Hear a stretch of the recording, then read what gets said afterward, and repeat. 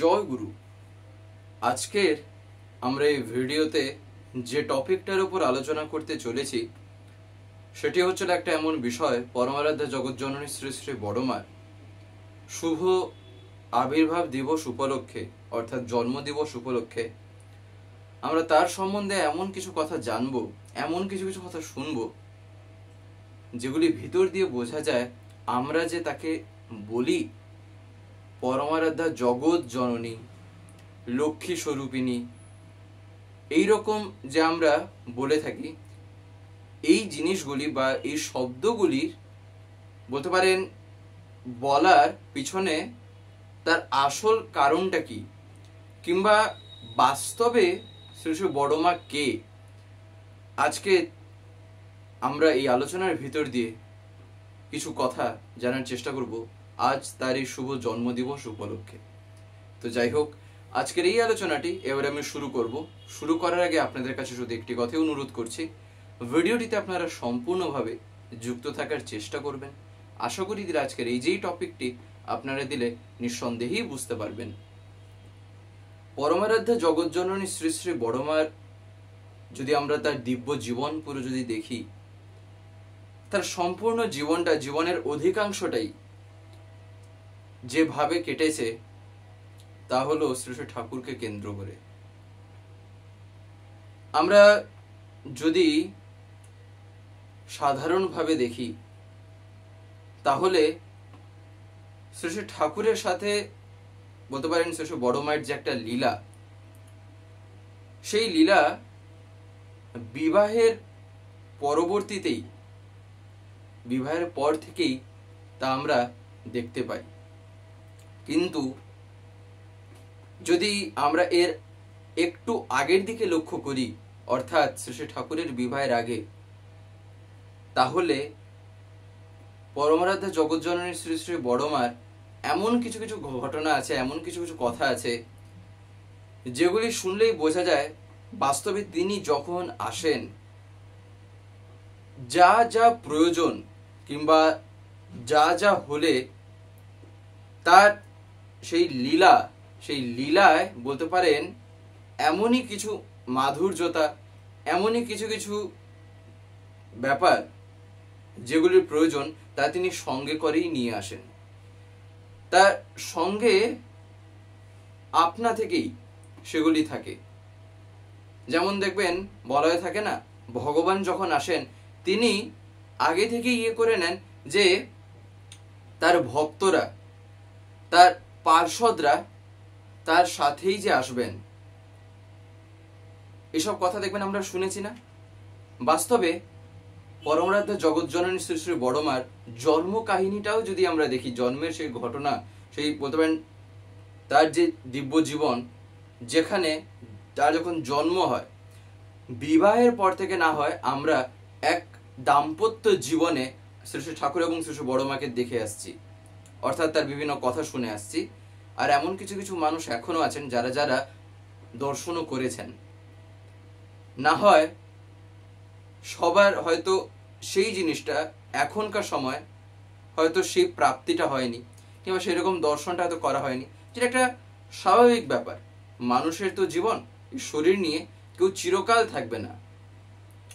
তাই তার লীলার কথা দেখবেন এমন অনেক আছে যেগুলির ভিতর দিয়ে বোঝা যায় যে বাস্তবে তিনি যখন জন্মগ্রহণ করেছিলেন তখন থেকেই কিন্তু এই জিনিস শুরু হয়ে গেছে। এমনকি একটা বিষয় আমরা অনেকেই হয়তো নাও জেনে থাকতে পারি, আবার অনেক হয়তো জেনেও থাকতে পারি। শ্রী শ্রী ঠাকুরের বিবাহের পূর্বে, বিবাহের আগে এমন একবার একটা সময়ে শ্রী শ্রী ঠাকুর এবং শ্রী শ্রী বড়মার বলতে পারেন একটা জায়গায় তাদের দেখাও হয়েছিল। তবে সেই দেখাটা বলতে পারেন একটা অনুষ্ঠানকে কেন্দ্র করে, যেমন বলতে পারেন গ্রামে গঞ্জে যখন কোনো অনুষ্ঠান ইত্যাদি হয় তখন গ্রামের সবাইকে যেমন ডাকা হয়, ওই রকম ভাবেই সেই রকম এক অনুষ্ঠান হয়েছিল। তাতে শ্রী শ্রী ঠাকুরের পরিবার এবং শ্রী শ্রী বড় মায়ের পরিবার, দুই পরিবারকেই সেখানে বলতে পারেন ইনভাইট করা হয়, যার ফলে কি হয় সেখানে তারা উপস্থিত হন। তাই এটা একটা অনুষ্ঠানকে কেন্দ্র করে হয়েছিল, কিন্তু তাদের লীলাটা একসাথে, সেটা কিন্তু বিবাহের পর থেকেই। তাই এগুলি এক একটা বলতে পারেন এমন একটা মজার এক একটা ঘটনা, বলতে পারেন এই যেই দেখা বা এই রকম ভাবে যে একটা বলতে পারেন সে সময় শ্রী ঠাকুর এবং শ্রী বড় মা বিবাহের পূর্বে সেই যে একটা সময় একসাথে যে একটা জায়গায় এসেছিলেন, তখন একটা বলতে পারেন মজার একটা ঘটনা ঘটেছিল। শ্রী ঠাকুরের ঠাকুমা যিনি, অর্থাৎ গ্র্যান্ড মাদার, তিনি ঠাকুরকে নিয়ে এমন মজাই করছিলেন শ্রী বড় মাকে লক্ষ্য করে, সেগুলি বলতে পারেন এখন বলতে বসলে অনেকটাই সময় কেটে যাবে। তাই আজকের যে বিষয়টা সেটা আবার না হলে বাদ পড়ে যাবে, তাই সেটা আলাদা কোনো একটা দিন যদি সম্ভব হয় আলোচনার ভিতরে আনার চেষ্টা করব। তো যাই হোক, তো এই হলো তার জীবনের বলতে পারেন জীবন সঙ্গিনী, লীলা সঙ্গিনী যিনি, তার কথা।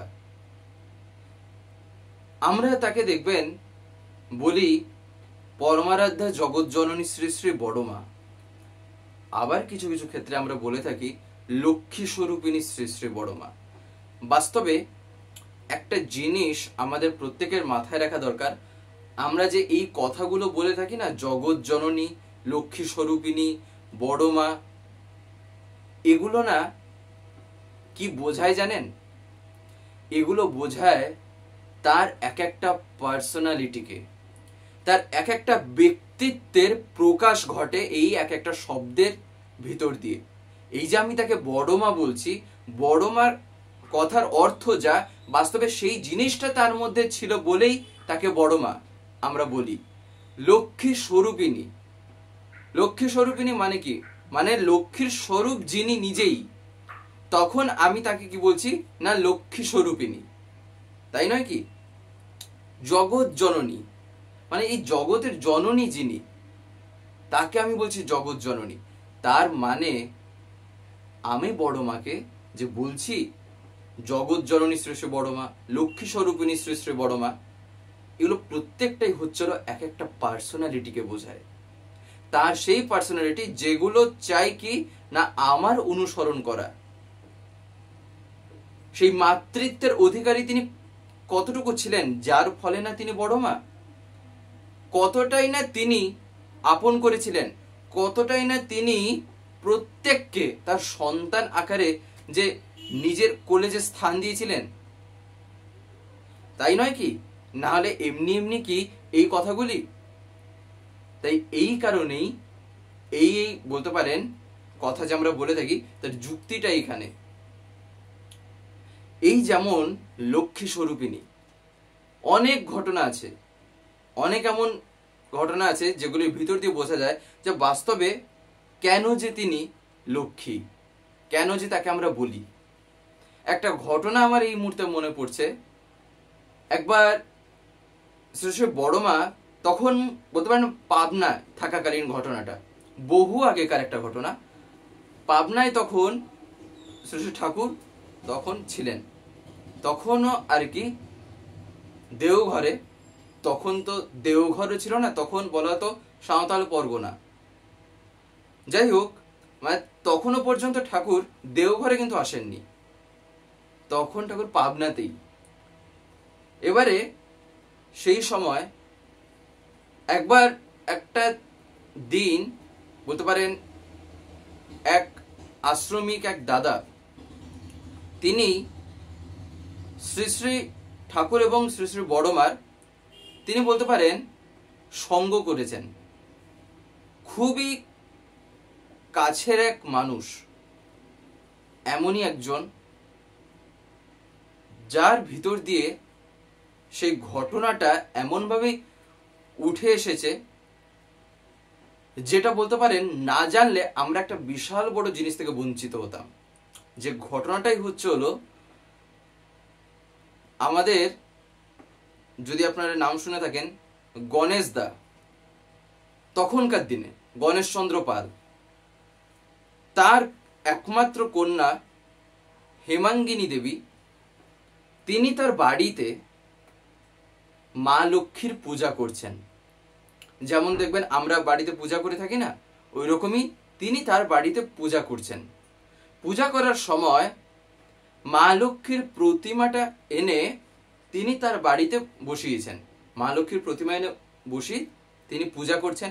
এবারে পূজা করার সময় দেখবেন মা লক্ষ্মীর যখন আমরা পূজা করে থাকি, পান, তারপরে সুপুরি, এরকম বিভিন্ন জিনিস দিয়ে, বিভিন্ন যেসব জিনিস দিয়ে পূজা করা হয়ে থাকে, তো সেগুলি নিয়ে এসছেন তিনি, হেমাঙ্গিনী দেবী নিয়ে এসছেন। তিনি পূজা যখন করছেন, তিনি পান, সুপুরি, তারপরে নানান রকম মিষ্টি, আরো অনেক কিছুই তিনি দিয়েছেন মা লক্ষ্মীর প্রতিমার সামনে। এবারে দিয়ে তিনি সে সময় পূজা করছেন। পূজা করার সময় তার চোখে হঠাৎ করে পড়ে যে তিনি পান আর সুপুরি এই দুটো জিনিস যে দিয়েছিলেন, তিনি যে জায়গায় দিয়েছিলেন সেখান থেকে তা পড়ে গেল। এবারে তার মনে তখন কি একটা আসে, তিনি ভাবেন এই পান সুপুরিটা আমি দিয়েছিলাম, এটা পড়ে গেল। তিনি তখন ভাবছেন আমি এটা শেষে বড় মার কাছে নিয়ে যাব, এই পান আর এই সুপুরিটা আমি শেষে বড় মাকে গিয়ে দেব। যথারীতি তিনি পূজার শেষে তিনি সেই পান আর সেই সুপুরিটা নিয়ে আসেন বড় মায়ের কাছে। তিনি রাস্তা দিয়ে যখন আসছেন, যখন তিনি প্রায় পৌঁছি হন, প্রায় পৌঁছে গেছেন, তিনি দূর থেকে দেখতে পাচ্ছেন শ্রী শ্রী বড় মা তখন দালান ঘরে তিনি শুয়েছেন। তখনও পর্যন্ত মানে সেই ঘরটা, সেটা একটা বলতে পারেন বারান্দা টাইপের, মানে সেখানে তখনও পর্যন্ত সিমেন্টও করা হয়নি এমন অবস্থা। সেই জায়গায় শ্রী শ্রী বড় মা সেখানে তিনি শুয়েছেন। আর তিনি তা দূর থেকে নজর করতে পেরেছেন, তিনি দূর থেকে তা দেখেছেন যে শ্রী শ্রী বড় মা সেখানে শুয়ে আছেন। তিনি শ্রী বড় মার কাছে গিয়ে শুধু পান আর সুপুরিটা দিয়েই চলে আসেন। তেমন কিছু কথা আর বলেন না, তেমন বলতে পারেন যেহেতু শ্রী বড় মা বিশ্রাম নিচ্ছিলেন, তিনি আর তেমন কিছু কথা তখন বলেননি, শুধু সেই দুটি বড় মাকে দিয়ে তিনি চলে আসছেন। এবারে ঠিক বড় মাকে দিয়ে তিনি ফিরে যাচ্ছেন যখন, সেই সময় বড় মা পিছন থেকে তাকে বলছেন যে তুই কি আমায় শুধু এই পান আর সুপুরি দিয়ে দিবি? শুধু কি এই পান আর সুপুরিটাই দিলি? এই তুই জানিস তো আমি না সুধীর দাসের দোকানের মিষ্টি খেতে খুব ভালোবাসি। তিনি আশ্চর্য, অর্থাৎ হেমাঙ্গিনী দেবী তিনি সম্পূর্ণ আশ্চর্য হয়ে গেছেন। শ্রী বড় মা পিছন থেকে ডেকে বলছেন, এই জানিস তো আমি সুধীর দাসের দোকানের মিষ্টি খেতে ভালোবাসি। তিনি তখন আশ্চর্য, মানে এমন তিনি সেই মুহূর্তে পুরো লজ্জিত। তার কারণ তিনি শুধু পান আর সুপুরিটাই নিয়ে এসছেন তার সেই পূজার ওখান থেকে, যেহেতু সেটা পড়ে গেছিল তিনি তাই ভেবে নিয়ে এসছেন। মিষ্টিটাও যে পর্যন্ত লাগিয়েছিলেন সেটা আর তার আনা হয়নি, কিংবা আরো যেসব জিনিস আর কি, যাই হোক না কেন। এবারে সেসব বড় মা বলেছেন তার মন তখন আর বলতে পারেন শান্ত বা সেই রকম আর ধীরস্থির থাকতে পারে। বড় মা চেয়েছেন, তাও আবার মুখ খুলে, সুধীর দাসের দোকানে মিষ্টি খেতে আমি খুব ভালোবাসি। তিনি সেই সময় ছুট দিয়েছেন সুধীর দাসের দোকানে, হেমাঙ্গিনী দেবী। এবারে বড় মা যেমন ধরনের মিষ্টি খেতে ভালোবাসতেন, যেমন ধরনের মিষ্টি পছন্দ করতেন, তিনি বড় মায়ের জন্য সুধীর দাসের দোকান থেকে কয়েকটি মিষ্টি নিয়ে আসেন, দিয়ে বড় মায়ের হাতে দেন। বড় মাকে যখন দিচ্ছেন তখন বলতে পারেন তার সম্পূর্ণ ভাবটাই তখন পাল্টে গেছে। তার কারণ তিনিও তখন অনুভব করতে পারছেন যে বাস্তবে পরমারাধ্যা জগৎজননী লক্ষ্মী স্বরূপিণী শ্রী শ্রী বড়মা যে বাস্তবে কে, তাই না? এমনকি তখন হেমাঙ্গিনী দেবী শ্রী শ্রী বড়মাকে জিজ্ঞাসাও করছেন, তবে জিজ্ঞাসাটা পুরোপুরিও না। শুধু মিষ্টিটি দেওয়ার পর, তিনি যে মিষ্টিটা নিয়ে এসেছিলেন তা দেওয়ার পর শুধু এতটুকুই বড়মাকে তিনি জিজ্ঞাসা করছেন, মা, আমি আপনাকে যদি মা লক্ষ্মী রূপে যদি পূজা করি, আর কিছু হেমাঙ্গিনী দেবী যে বলতে যাবেন তার আগেই শ্রী শ্রী বড়মা তখন বলছেন, করতে পারিস, তোর যা ইচ্ছে। অর্থাৎ মানে এইগুলো হচ্ছিল এমন এক একটা ঘটনা না, এমন এক একটা বলতে পারেন শিক্ষণীয় এক একটা ঘটনা, যেখান থেকে বোঝা যায় বাস্তবে তিনি ধরা দিয়েও তিনি অধরা। আর এটাই হয় ভক্ত ও ভগবানের সম্পর্কে, আর এই জিনিসটাই কিন্তু সেই মধুরতাটা আরো বাড়িয়ে তোলে। এই যে ধরা দিয়েও অধরা, দিলেই না সে লেগে থাকবে, দিলেই না সেই টানটা থাকবে, দিলে না সে সেই আনন্দের খোঁজে আরো নিজেকে উপরে তুলবে। এটাই হয় যখন ঠাকুরকে নিয়ে চলাটা জীবনে ফুটে ওঠে। আর বাস্তবে শ্রী শ্রী বড়মা কে? শ্রী শ্রী ঠাকুর যে এখানে নিজে বলছেন যে তোদের ঠাকুর যদি নারী দেহ নিয়ে আসতো, নারী রূপে যদি আসতো, তাহলে ঠিক যা হতো তাই হচ্ছিল বড় বউ। তাই বড়মা, আমি যত যাই বলি না কেন, তার ব্যক্তিত্বই বুঝিয়ে দেয় যে তিনি বাস্তবে কে। তাই এই ঘটনাগুলি, এই যে তিনি যে বললেন করতে পারিস, তোর যা ইচ্ছে, চাপালেন না, জবরদস্তি না, শুধু এতটুকুতেই তিনি ছেড়ে দিলেন। তার কারণ তিনিও জানেন যে বাস্তবে হেমাঙ্গিনী দেবী যে জিজ্ঞাসা করছেন তার মনের ভাবটা যে কি। আর এইরকম আরো অনেক ঘটনা আছে, আরো অনেক, প্রচুর, বলে বলে তা শেষই করা যাবে না, যেসব জিনিসের ভিতর দিয়ে যে বোঝা যায় ঠাকুরই যে বাস্তবে শুধু নারী রূপে লীলা করছেন বড়মা হয়ে।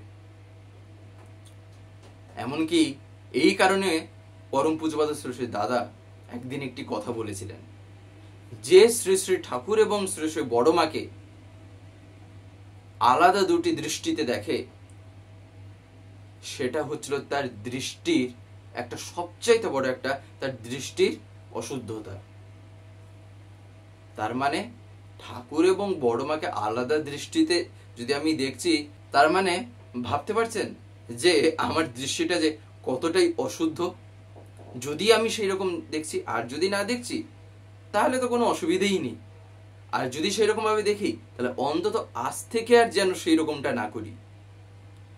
তা আগে যেমন সহস্র ঘটনার ভিতরে যেমন আছে, আর এইসব কথাগুলির ভিতর দিয়েও সেগুলি তিনি ধরিয়ে দিচ্ছেন ঠাকুর এবং বড়মা যে কে, লীলা যে করেছেন বাস্তবে কেমন আকার বা কেমন ভাবে, তাই না? তাই এই কথাগুলি আমি যত নিজে অনুভব করে নিজের চরিত্রগত করার চেষ্টা করব, যতটা আমার ভিতরে তার চরিত্রায়িত হয়ে উঠবে, ততটা কিন্তু লাভবান হব আমি। আমি তাকে বলছি লক্ষ্মী স্বরূপিণী, আমি তাকে বলছি জগৎ জননী। এই যে লক্ষ্মী স্বরূপিণী যে আমি বলছি, তার মানেটা কি? তার মানে মা লক্ষ্মী আমি যে বলছি, তার মানে যেসব গুণের জন্য, যেসবের ভিতর দিয়ে মা লক্ষ্মীর প্রকাশ হয়, সেইগুলি তো তার মধ্যে দেখা গেছে। তাই আমি যখন তাকে অনুসরণ করছি, ঠাকুরকে যখন আমি মাথায় নিয়ে চলছি, আর ঠাকুর যখন বলছেন বাস্তবে বড়মা কে, তাহলে আমার মধ্যে তো সেই ব্যক্তিত্বটা থাকা চাই, যে ব্যক্তিত্বের জন্য আমি তার অনুসরণ করছি। তার কারণটা কি? তার কারণ তিনি চাইছেনটা কি? আমি যে সে ব্যক্তিত্বের জন্য অনুসরণ করছি, কথাটার অর্থ বা জিনিসটার যদি বুঝতে হয়, তার মানে তাকে খুশি যখন আমি করতে যাব, তখন তার ব্যক্তিত্বগুলো আপনা থেকে আমার মধ্যে আস্তে আস্তে ফুটে উঠবেই। এটাই হচ্ছিল তার দয়া। আর এটা কোনো চাওয়ার জিনিস না, এটা হচ্ছিল একটা ভালোবাসার, বলতে পারেন তার প্রভাব। সেই প্রেমের দরুনই কিন্তু এইরকম ঘটনা ঘটে বা এইরকম ফল হয়, তাই না? তাই এই ব্যক্তিত্ব কিন্তু যে সে ব্যক্তিত্ব না, এমনকি এটা ধরে রাখার ক্ষমতাও আমার মধ্যে নেই যদি আমার মধ্যে তা চলেও আসে। তাই এটা একমাত্র তখনই সম্ভব যখন আমি তাকে মাথায় নিয়ে চলছি আর তিনি যখন আমায় কন্ট্রোল করছেন। অর্থাৎ ঠাকুরের কথায় যদি আমি দেখি, আচার্যদেবের কথা যদি আমি দেখি, এটাকেই বলা থাকে কমপ্লিটলি সারেন্ডার। আর তিনি কি দেখালেন? বাস্তবে এক দাম্পত্য জীবনের ভিতর দিয়ে তিনি সংসার জীবন যে কেমন হয় তিনি দেখিয়ে দিলেন। আর এই বিবাহের ভিতর দিয়ে বাস্তবে হয়টা কি? এই যে ঠাকুর এবং বড়মা, আমরা যে বিবাহ যে বলছি, যে দাম্পত্য জীবন, ঠাকুর এমনি এমনি তাই বলেননি যে উন্নয়ন আর সুপ্রজনন। উন্নয়ন আর সুপ্রজনন এই তো বিয়ের মূল। যেমন তেমন করেই বিয়ে করিস না কো ভুল, তাই নয় কি? তো যাই হোক, আজকের এই ভিডিওটা এবারে আমি এখানেই শেষ করবো। শেষ করার আগে আপনাদের কাছে একটি কথাই বলবো, যদি আজকের এই ভিডিওটা আপনাদের ভালো লাগে থাকে তাহলে একটি লাইক করে দেবেন, সবার ভিতরে শেয়ার করে দেবেন, কেমন লাগলো নিচে একটি কমেন্ট লিখে জানাবেন। আর যদি চ্যানেলটিকে এখনো সাবস্ক্রাইব করে না থাকেন তাহলে অতি অবশ্যই চ্যানেলটিকে সাবস্ক্রাইব করে পাশে বেল আইকন প্রেস করে অল করে রাখতে একেবারেই ভুলবেন না, আর ওইরকম বিভিন্ন নতুন এবং ইন্টারেস্টিং ভিডিও সবার আগে পাওয়ার জন্য। জয় গুরু, বন্দে পুরুষোত্তম।